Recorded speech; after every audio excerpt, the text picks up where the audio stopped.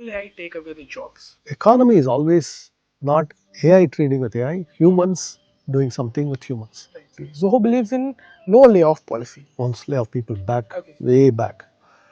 It was very painful experience. So we then said this is not something we want to repeat. Your definition of happiness? My definition of success has evolved as I gotten older. It has become more maybe spiritual in a way.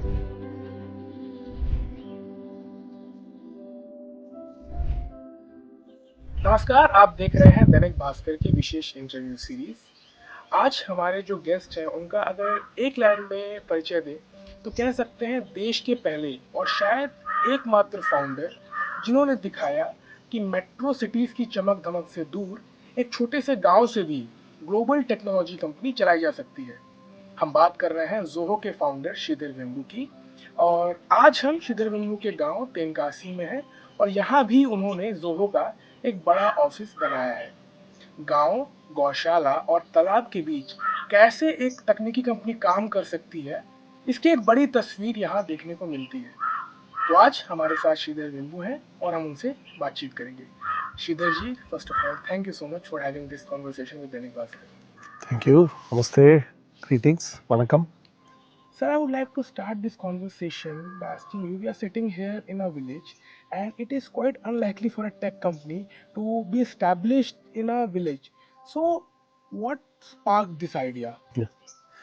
So, first of all, if you look at even our big metros, you can take Delhi, you can take Bangalore, you can take Chennai, you can take anywhere.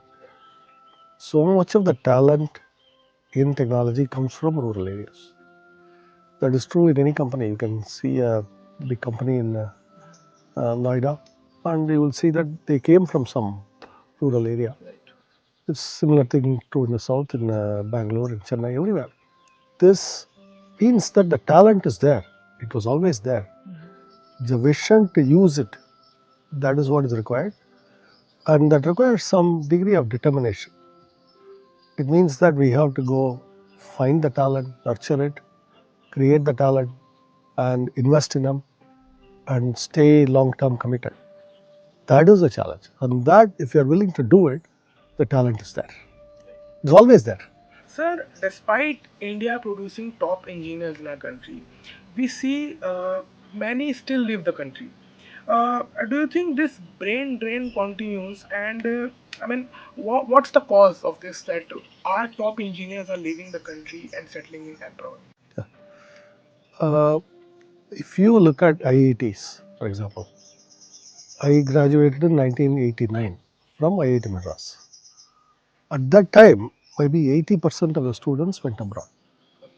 If you look at IIT Madras today, maybe only 20% go abroad. So, from the top institutions, the brain drain actually has slowed down. Reality. That's one. That's good news. The second, if you look at a village, a rural district, so much of the talent leaves for big cities, not just abroad, big cities. There is also a form of brain drain. From the perspective of, say, Tenkasi district, our talent leaving to work in, say, Bangalore, in Chennai, in Pune, it is brain drain for this district. It is happening all over India. It is inevitable because talent will seek opportunity. Wherever there is opportunity, talent will go. So rather than asking the question, how do we stop brain drain, ask a more positive question, which is, how do we retain the talent here by creating opportunity? Once we start creating that opportunity, talent will stay. So the IITians today are not staying because somebody told them to stay. They're staying because there's more opportunity in India.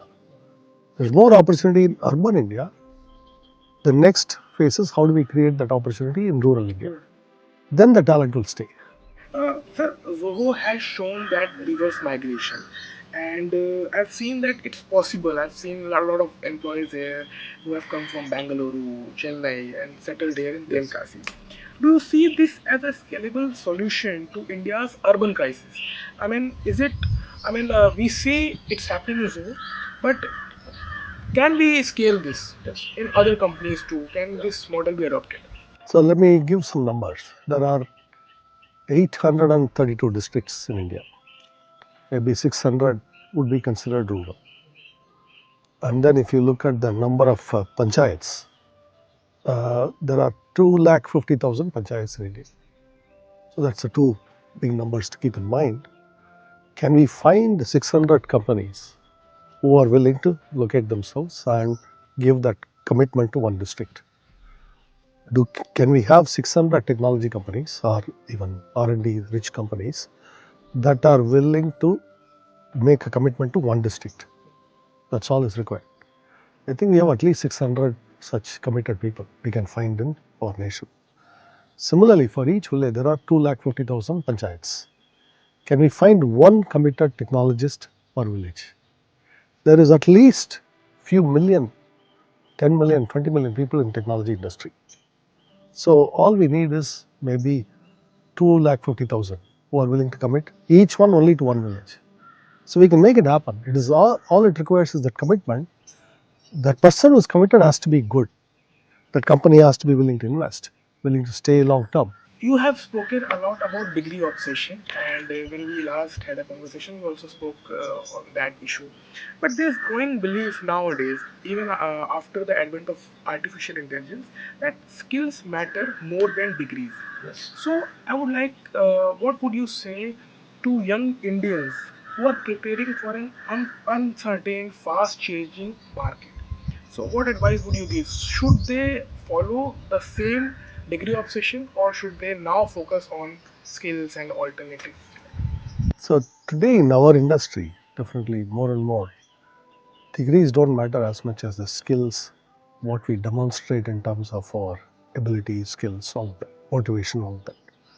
And this is going to be true across so many industries now. Because increasingly even employers recognize that you're not hiring a degree, you're hiring a person, and that person's passion, commitment, all of that matters. Right? It's true in every field. So a person who is in college now, my suggestion is not immediately drop out. That's not what I would say. But make sure that along with the degree, you also pick up some real skills. Now let's take AI. To me, AI is a tool that enhances our own ability. As you know, in a different context, Steve Jobs said a computer is like bicycle for the mind. The bicycle, when we ride it, it allows us to make us go faster than when we walk. Exactly the same way, the appropriate use of AI is to enhance our own capabilities. Doing research, asking it to summarize information. Then there is another class of AI that will automate the work. Let's take even journalism as an example. Can the AI write an entire report, a news article for you? Well, maybe it can, but very soon the audience will find out, they will stop reading it. Right. So that's why it's important that we do not abuse it. We use it. For example, when you file a report, you can ask AI to do checking on grammar, clarity, is this written in a particular tone, all of it. That's the appropriate use of AI. But asking AI to write an entire report, that's probably not an appropriate use of AI. Much the same way for programmers, asking AI to do the entire coding is not smart. Asking it to provide snippets which you review, which you adopt, or you're asking it to explain some code, that's an appropriate use. So that's where the appropriate use of it is important. Learning how to use this appropriately is important today. It's a great tool, but only a great person can put a great tool to good use. In 2025, after the launch of Aratai, and the Zoho was in news a lot, and still is in the news. The Indian government and some ministries of government choose Zoho as a workspace, as an alternative to American companies. Do you see that is a real milestone for India's digital self-reliance? It's a milestone. We still have a long road ahead. Okay. We still have a lot of external dependency in our entire technology stack, not only software. So there's software, the operating system underneath, the semiconductor chips on which we run, the data centers, the networking equipment, all of it. If you take our entire technology stack that we depend upon, there's a lot of dependence. And the problem with the dependence is we may assume, well, we just do trading. Well, it's not always available to us. But a good example, take AI. We require the NVIDIA GPUs to train chips. All of India, a lot of people don't know this. All of India has a quota for GPUs of 50,000 per year. And OpenAI alone may have maybe 1 million chips. Grok may have 1 million chips, while all of India gets a quota of 50,000 per year. The chips are expensive. They are not. They are not easily affordable. But even if we can find the money, we cannot buy it. That is the situation with a lot of technology today. It's not a question of only coming up with the money. Even if the price is very expensive, it is not even available to us to buy. That's the nature of a lot of these technologies. When it becomes critical for our national security, national economy, all of that, they they don't just become expensive, they become unavailable to us, which is why we have to invent. So the real challenge is we have to invent, and that we have taken early steps. It's a long journey. I'm confident we'll achieve it in the next 10, 15 years, but we have to stay focused and determined. That's a shocking fact you mentioned that we have this 50,000 chips quota in India. Yes. That's something really Right. to ponder on. Correct. Adding on, you have recently spoken about 10 years of tech national resilience. Can you explain that? I mean, what are some key things we need to focus on? What should India prioritize in this step? Yeah. So this national resilience is about all of these foundational technologies, whether it's semiconductors, operating systems, databases, compilers, foundational technologies. Similarly, material science, metallurgy. I often say we don't make a nail cutter. You go to any small town, rural areas, if you buy a nail cutter, it is made in China or made in Korea, sometimes even made in Japan. Why is Korea, much richer nation, is able to sell us a nail cutter as humble a product? You go deeper into the question, you'll realize it's a metallurgy problem. We don't make the steel alloys, and that impacts a lot of other industries. That also impacts the defense industry.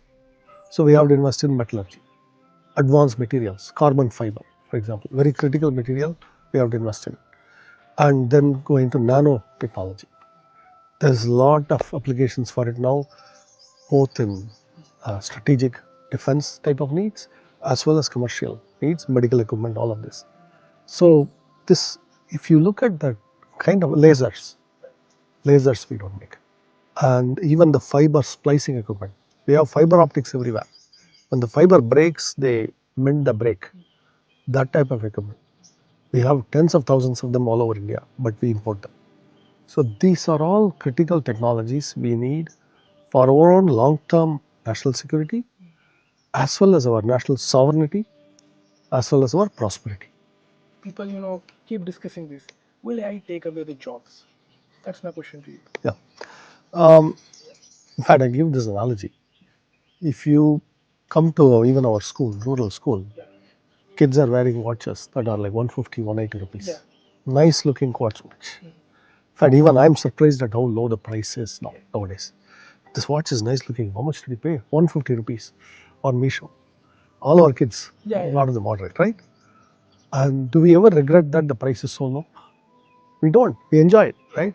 The price is good. We like it. In a similar way, any technology, if this camera, if our smartphone, they all become very, very cheap. We are not going to actually worry about it.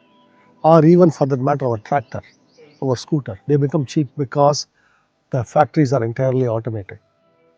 It's not going to affect the consumer. The consumer is going to celebrate. First, we have to understand.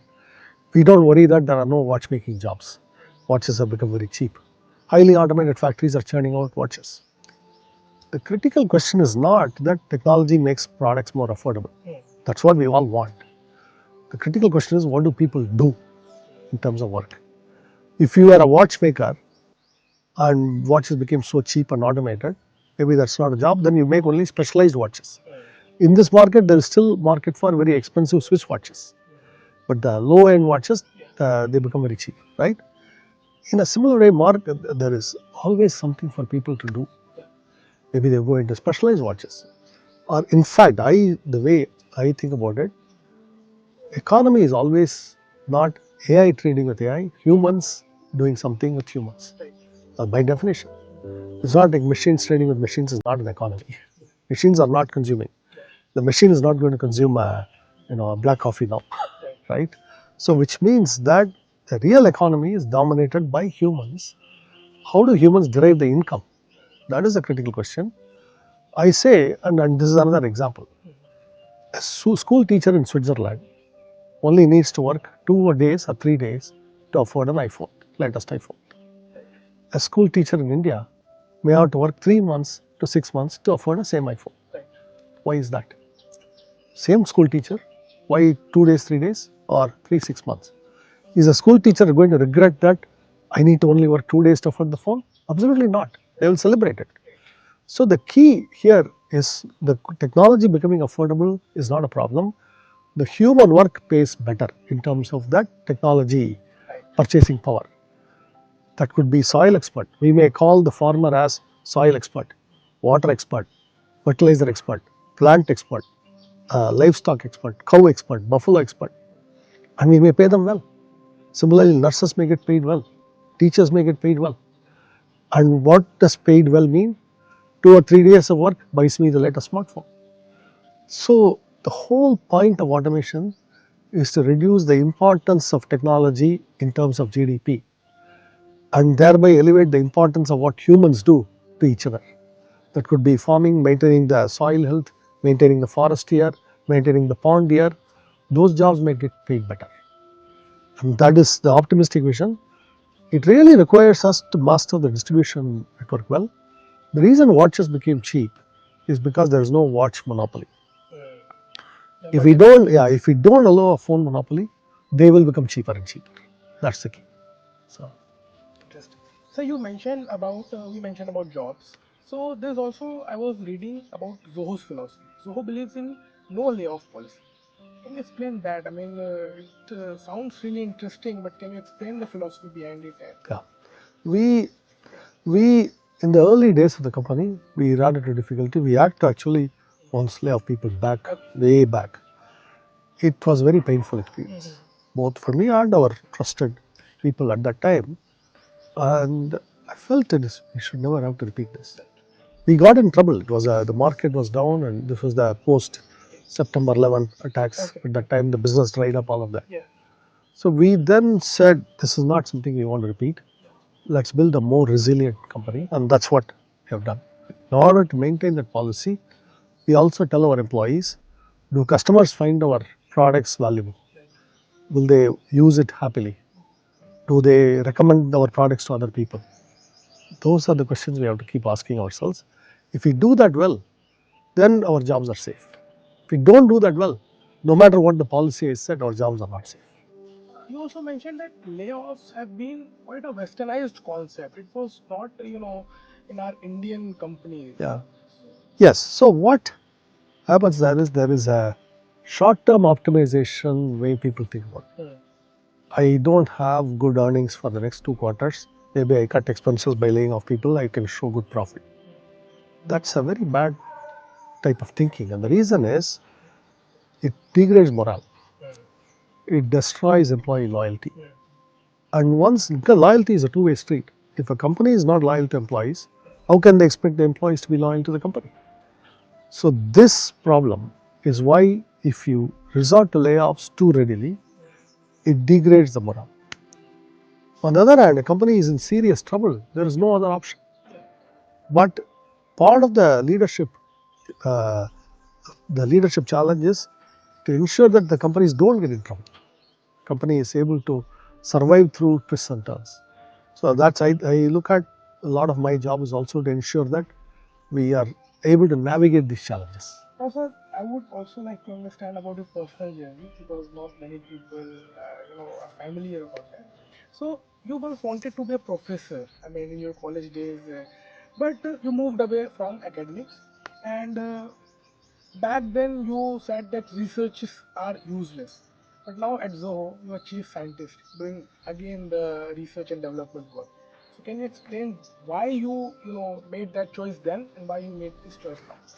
No, I actually never considered research as useless. I just said the academic research we tend to do in universities, Yeah. those tend Academic to be research, that's useless. Yeah, academic research, a lot of it tends to be useless because it's only focused on publishing papers. And a lot of papers become useless because there is too many of things that are just look good on paper. They actually don't work in the real world. those types of ideas dominate. So the kind of research and development I'm doing, they're directly relevant to, you have to ship the product. The product does not work. The product is no good. My research work is anyway useless. So that is the real test. Do customers find it useful? What you do? That's one. The second is you have a kind of a discovery of new principles, science, all that. There the key is, if you are only focused on publications, you cannot do that. You have to chase your curiosity. And today a lot of academic world is not really about curiosity, it's about publishing papers. So that is my criticism. That is why I left the academic world. In fact, even recently in the last 20 years, some very brilliant mathematicians have come out, but they were not in universities. They were working outside and published brilliant mathematical papers. So that shows that the academic environment is not necessarily promoting the best ideas long term because of this publish pressure. So that's what I'm opposed to. Not research in general. We need to do research and development. My preference is that should be done in the private sector. That's my preference. So, in Zoho now you are chief scientist. So, I've seen you built a R&D lab here. So, what primarily are you focusing on? I mean, if you can tell. Yeah. So my one, in fact, right now in this village we have multiple things going on, including some electromechanical R&D, test and measurement, all that. My own personal work is in the area of compilers and how to link compilers to AI, all of that. So today AI is used mostly in programming. A lot of economic use of AI is in automating or enabling software engineers to be more productive. We also have compiler technology whose purpose is to enable programmers to be more productive. Both are addressing the same problems domain, make programmers more productive. Can we combine them? That is my work. Now, coming back to one question from your childhood, you have mentioned about a lady, about a woman who deeply influenced you. Can you share that story Yeah. for us? So I grew up in a village much like this, and I spent a lot of my youth Yeah. and in the village. And when I was academically a good student, I did well the exams and I even got a state rank. And at that time, one old lady in my street, she called me and said, "Kids like you are rare, and kids like you always leave our village, leave these villages. Please never forget wherever you go in life. Don't forget this village because not that many kids are born like you here. So you should remember this place. You should do something for our people here. Don't forget." She said. She passed away about 5-10 years later, but I still remember her words. Sir, now we have this segment called No Negative Monday, where we publish the first Monday positive stories on the first Monday. We try to avoid negative news Yes. on our front pages. So I have 2-3 questions on that. Firstly, how Sridhar Vembu personally manages work-life balance? A lot of debate is happening around this. So how do you manage that? Yeah. So this idea of work-life balance itself is there is some kind of a separation, and the separation or duality comes from work is something that must be endured, not enjoyed. If it must be endured, obviously then you need to stop and do something else. That is the balance. In my this thing, there is not a separation. I don't even know what to call work in a lot of these. Like I'm doing a walk, I'm deeply thinking about a problem. I'm working on this compiler problem, whatever. And then I go back home and I write it down. I start coding a little bit. Did I work only when I sat down on the computer, or did I not work during walking? It's very difficult to identify these things. Similarly, I take a call. I'm talking intensely with a colleague, reviewing something, and I might be actually doing a walk like this. Am I working or not working? So I encourage this type of work too. So it is not every job can be done that way, but clearly a surgeon cannot be performing surgery while walking. It's not possible, right? But many jobs can be done that way, right? We can even, for example, while walking, can record some thoughts, and later make AI transcribe it and write down your article. So that's why the boundary for a lot of these jobs vanishes. It's difficult to define.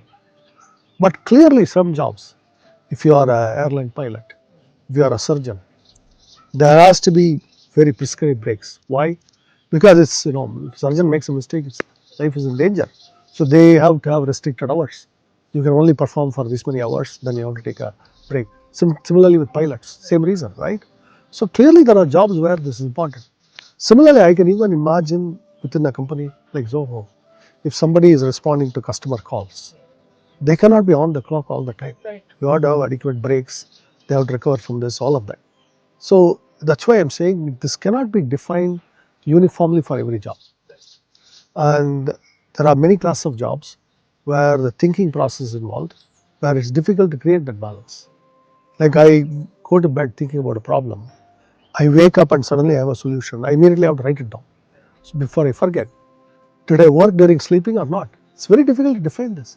How did the idea come during sleeping? So that's that's my philosophy. Yeah, personally. But I do recognize many jobs do require that boundary. Like I mentioned, the surgeon, pilot, all that. So it depends on the job really. Cannot be basically, Yeah. cannot generalize it. Generalize it. So after having spent all these years in the tech world, I would like to understand your definition of happiness and success, how it has changed over time. Yeah. My definition of success has evolved as I gotten older. It has become more maybe spiritual in a way. First, we have to ensure that this moment, present moment, we have to be happy. That's what our spirituality has taught us. Make sure you are enjoying the bird sounds. Make sure you enjoy the morning and as the sunrise. All of these things are the night stars. I come here and sit there and watch the stars sometime. These moments, because that is, to me, that is the core of happiness first. And this is independent of what is happening. We won this big deal. We launched this. We got positive reviews. All of that is secondary. This is the first step. And then now comes, why do we work? Like I'm chasing down some ideas. If I make a breakthrough, some good concept I figured out, I understood something, that is also a success. I did not understand something before, now I understand. It's a kind of solving a mathematical problem. That is another kind of success, right? Or figuring out a chess move, figuring out a puzzle, those kind of things.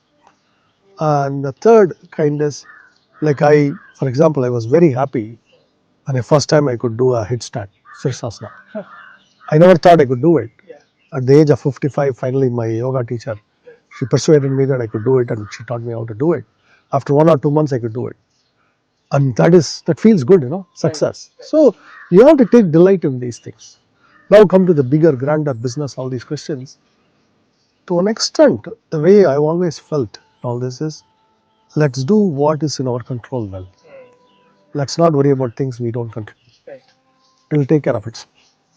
As long as we keep ourselves grounded and humble, we are not delusional. See, sometimes when you launch a product, it's easy to overblow ourselves and think some big things will happen.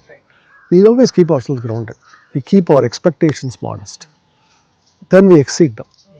Then we actually say, okay, let's build something better. So that is the process that gives us happiness. Last question, sir, of this interview. After a decade in tech, how do you keep reinventing yourself? What keeps you curious and open to learning? Yeah. This actually comes from that spiritual grounding I said. Okay. That being able to enjoy the bird song as if it is the first time in the universe, first time it's happening. And coming up with the sunlight in the morning, enjoying that morning. It's actually, I consider that maybe the biggest gift of all the universe has bestowed on me. Because if we don't enjoy it, our mind is not curious. So the curiosity, all of that comes from the ability to enjoy. Like if I have a cup of filter coffee, I will enjoy it. It's like the very first cup I am ever having. Then I think that curiosity question answers itself. So, thank you so much. Thank you. Thank you for your time.